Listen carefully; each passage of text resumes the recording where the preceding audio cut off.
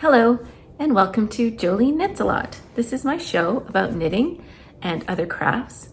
I know I say that a lot, but this week there actually are other crafts. I guarantee it. How are you? How have you been? It is mid-November? November 12th as I'm recording this today. And we've had unseasonably warm weather here in Edmonton. It's a bit cooler today because the winds picked up.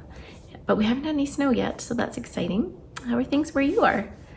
I have been wearing a lot of wool socks lately because the mornings are cool and the evenings are cool, especially when I'm walking our dog. And so yes, the woolies are coming out in slowly but surely. Certainly I've been wearing warm hats and mitts when I'm dog walking and cozy sweaters in the house. So definitely the mitts it's becoming sweater weather and the season for woolly things. In the last couple of weeks since I saw you, I completed my Shawlography Shawl. This is a pattern by Stephen West. It was a mystery make-along where every week for the month of November, every Friday, a clue for the pattern would come out and we would knit along for a week, and then the next Friday another clue would come out. Now, if you saw my last episode, you may remember that I wasn't in love with the last clue, and it turns out I'm not the only one. There are other knitters out there who just didn't feel like the last clue suited them. A lot of knitters did, and it's a beautiful shawl, really cool diagonal stripes, but I went in another direction and I chose to do feather and fan for my fourth clue. I'm going to put up some pictures of my finished shawl here.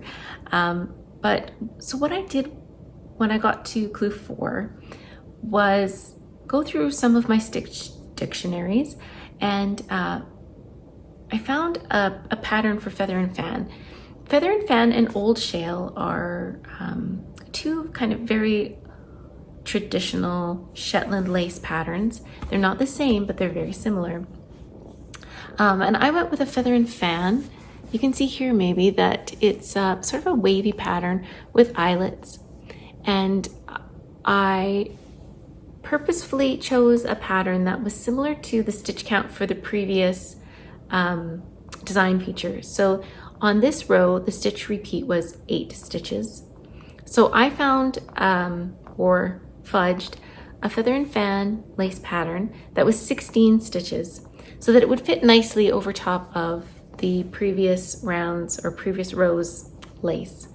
I did the feather and fan repeat in each of the 5 colors for the shawl, and then I did an I-cord bind off. I'm really happy with how my shawl turned out. It is not the same as everybody else's, but I'm really happy that I managed to incorporate all the colors of the shawl in a way that really suits me. I have put up online on my Instagram posts how I did my feather and fan. You can find my pattern on Instagram.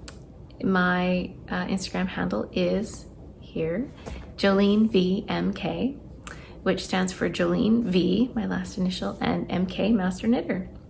So I included the instructions there, and what I will also do is stick my instructions in the comments for this video. So you will find how I did my feather and fan border in the information below. I hope that you might find it interesting, and maybe you might also feel like you can take charge of your own knitting and choose a pattern that you like for your own knits and go your own way if you want to.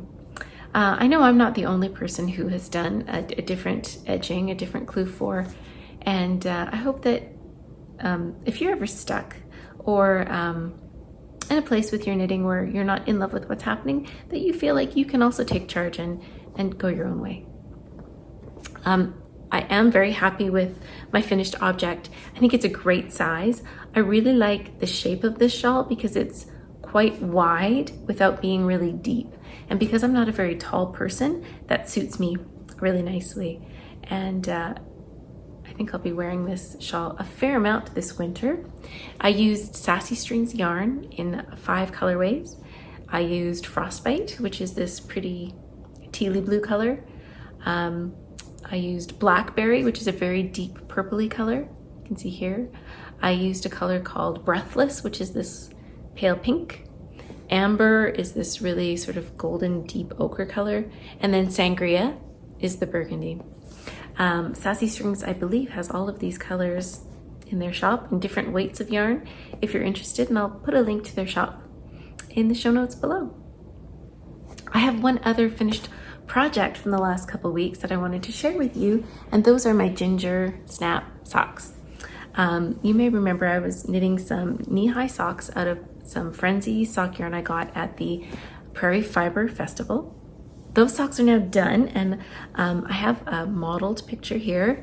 I hired my older daughter to try these socks on, and I paid her with Starbucks. And you may find also some special guest star in the pictures.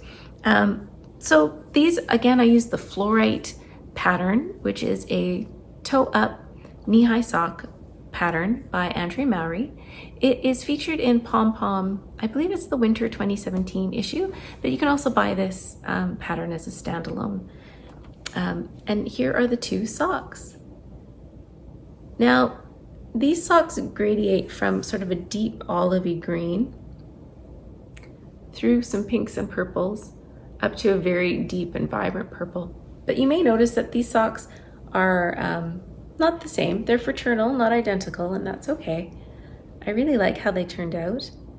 I used the coordinating skein of purple yarn that came with the kit to do some short row heels and the cuff. And I'm left with some really beautiful and long knee-high socks. This is a sock yarn again by Ginger Snap, who is a fairly local to me dyer. She dyes out of Calgary, Alberta, which is our city to the south of where I live. And she has an online shop, which I will also include in the show notes below if you are interested in some of this wonderful dyer's work. So, I don't know about you, but I have been working on a lot of gifts lately. Some bigger and some smaller, and I think that that is a nice segue into what I have been working on in Jolene Gifts a lot.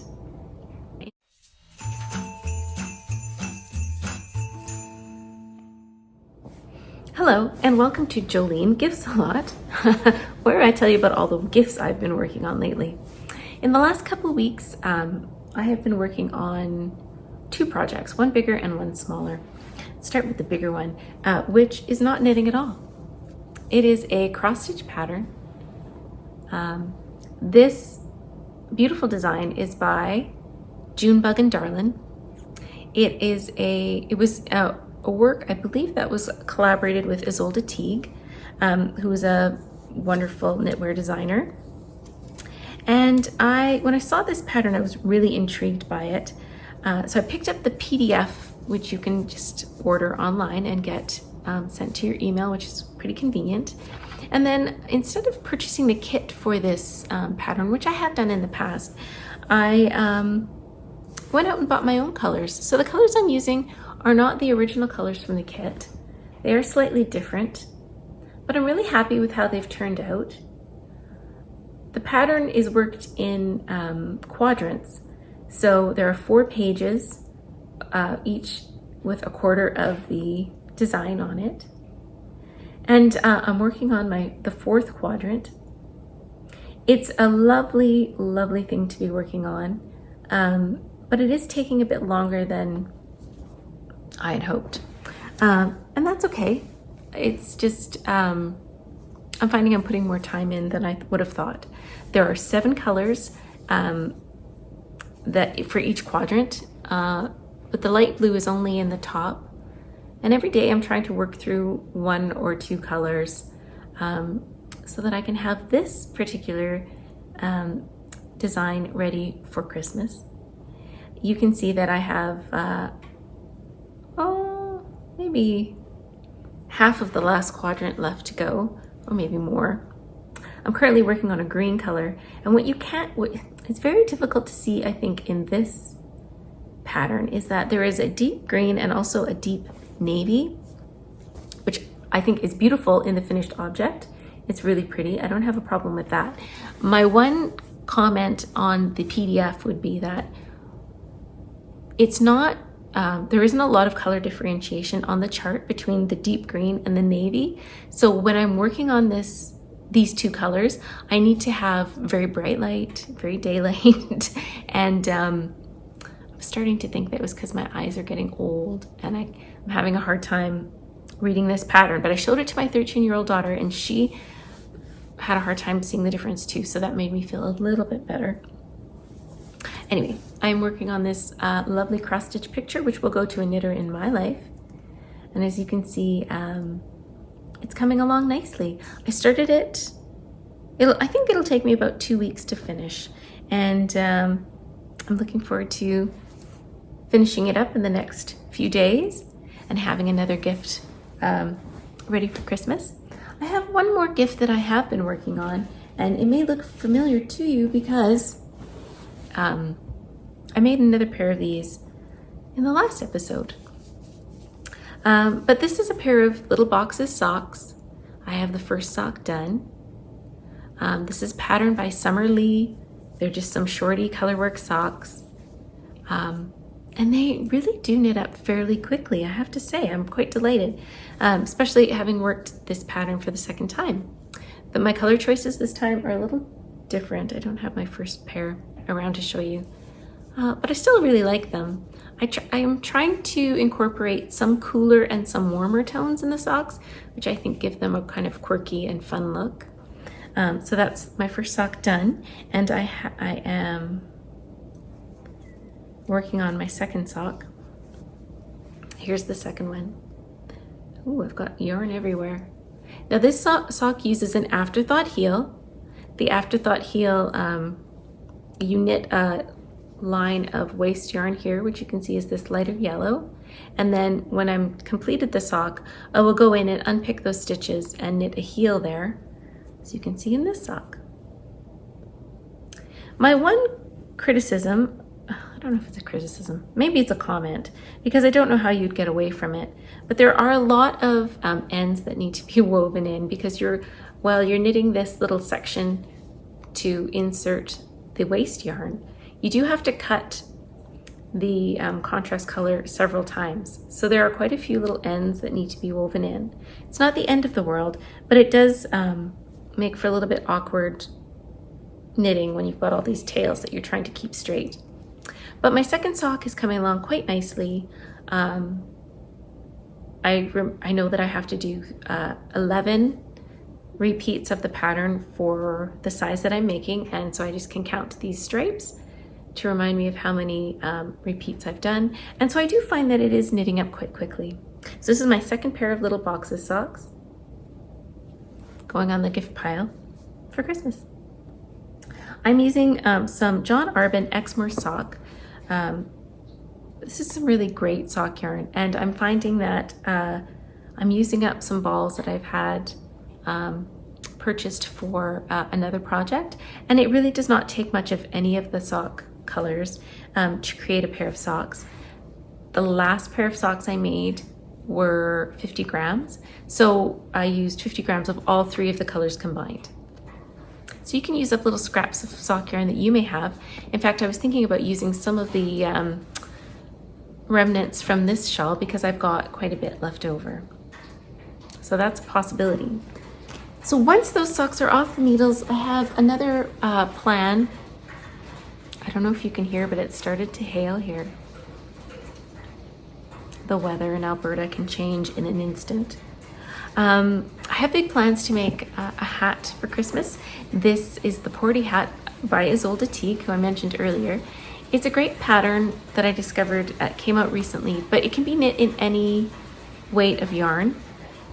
And it's a swatchless hat. So you knit you knit from the top down. So you start at the top and you start knitting, and it grows. And after a little while, you measure how many stitches you have, and then base your size off the gauge that you're getting. You don't have to meet a gauge. You can use different numbers in the pattern that match the gauge that you are knitting to, which I think is pretty convenient. I have some yarn from Deep Stash that I'd like to make a Porty hat with. This is River City Eden yarn. It's a really nice, I would say a light worsted weight yarn. And it does have some cashmere in it. It's 81% merino, 9% cashmere, 10% nylon. And I think that'll make a really beautiful porty hat, which is basically a 1x1 rib hat. So I'm looking forward to this jumping on the needles in the next couple weeks because I think that will be a nice mindless knit. And that's all the gift knitting I have to share with you right now. Are you working on Christmas gifts? Is Christmas coming sooner than you realized? I'm not sure I have as much knitting time as I thought I originally thought I did, but I'm going to keep working my way through my list of gifts that I plan to give away this year, and we'll see how we do. I hope you're doing well with your gift knitting. I hope that you're making some progress and thinking about the people you love while you're knitting for them. And that is my gift knitting for this episode.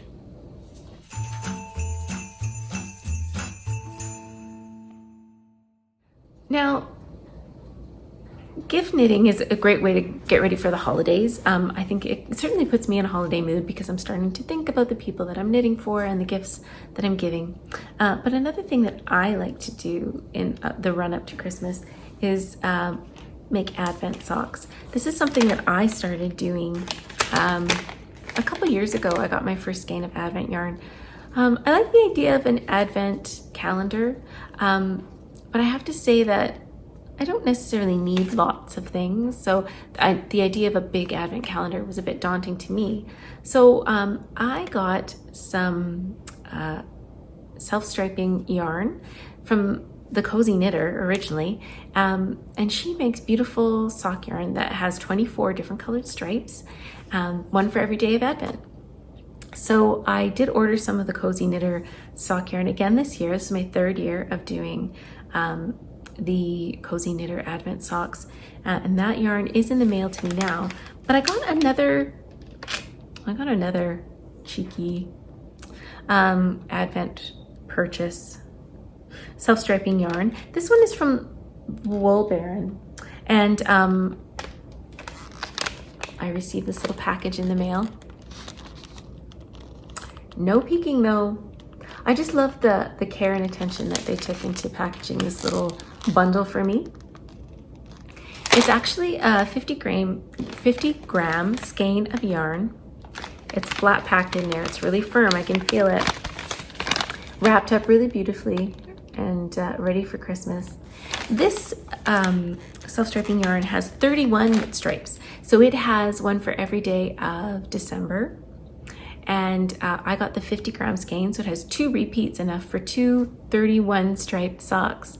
And so I'm looking forward to starting those on December 1st as well. So I'll have 2 sort of Adventy calendar-y kind of socks. The way I have been knitting my self-striping Christmassy socks is to knit one sock at a time, and I will do 2 stripes a day. So I do 2 stripes every day so that by the 12th of December I have 1 sock done, and then by Christmas I'll have another one. This will be a little bit different because it does have 31 days, and I'll probably open this package close to the end of November so that I can wind up the yarn and get ready. I'll probably cast on a cuff with some very neutral sock yarn, probably some Sheepy's Metropolis in the Warsaw colorway, which is my perfect gray color.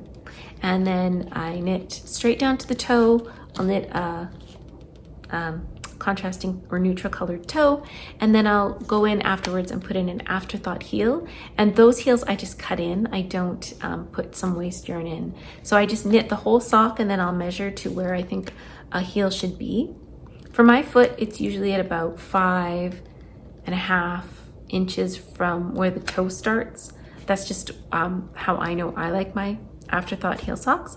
And I'll pop a heel in, and I'll have a couple of beautiful seasonal socks for this winter. So I'm looking forward to opening this and sharing it with you. I'll probably wind this up maybe November 30th, so it's all ready to go on the next day, and have my cuffs already knit so I can get going. But I got a nice surprise with this package from the Wool Baron, and that was a really cute little tape measure with her logo on it. So I'm quite delighted to have some sock yarn to cast on and a beautiful little tape measure, because I don't know about you, but I can always use an extra tape measure. And the Wool Baron is a relatively close to me yarn dyer, again out of Calgary. So I'm happy also to be supporting some local dyers. And that is all the crafty craft stuff I have to share with you today. But I did have one more segment for you, and that is Jolene Reads a Lot.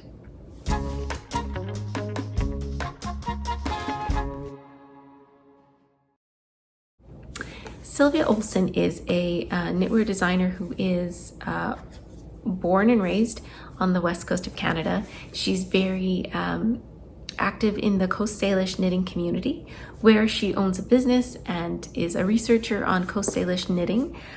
You may know it as Cowichan knitting or Cowichan sweater knitting. I'll pop a picture up here for you so that you know what I'm talking about.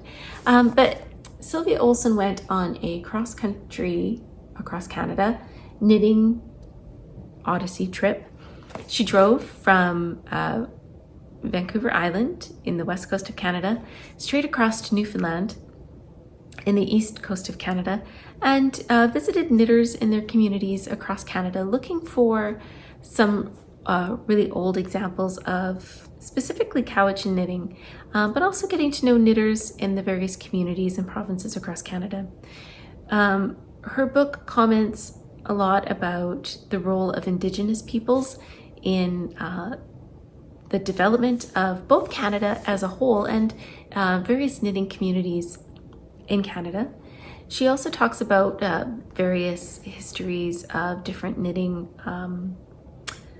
businesses or endeavors across Canada as ways for people to raise money, or for women particularly to become business owners and to support themselves. Specifically the Cowichan sweaters or hats and mitts, which on the west coast of Canada were a way for Indigenous women to support their families and communities by knitting and selling their knitwear.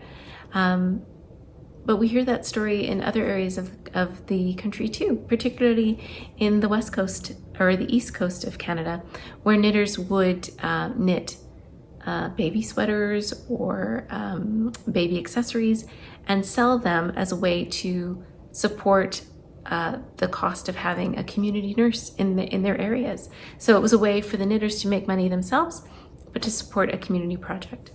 I just wanted to read a quick snippet for you from the end of the book. The physical attributes of each region are starkly different.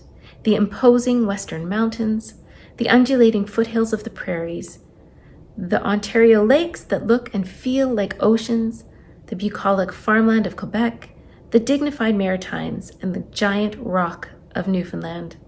The knitters of Canada are as diverse as their country's geography, but their textured and colorful stories about knitting create a common narrative. The stories I heard were about knitting as a political act, as an act of caring for others, as an expression of hope and promise. I think that's a great way of thinking about knitting, especially across Canada, but knitters from anywhere, really. I would encourage you to read this book if you're interested in crafting in Canada, but it really is an interesting sort of book about a beautiful trip to learn about something that's important to you. It's peppered with stories from hand knitters about knitted projects that they made. Also, special sweaters that were kept in families with beautiful stories behind them. It's a really easy to read book. It's not very long, but I would encourage you to pick it up if you're interested in the history of knitting in Canada. And that is this episode of Jolene Reads a Lot.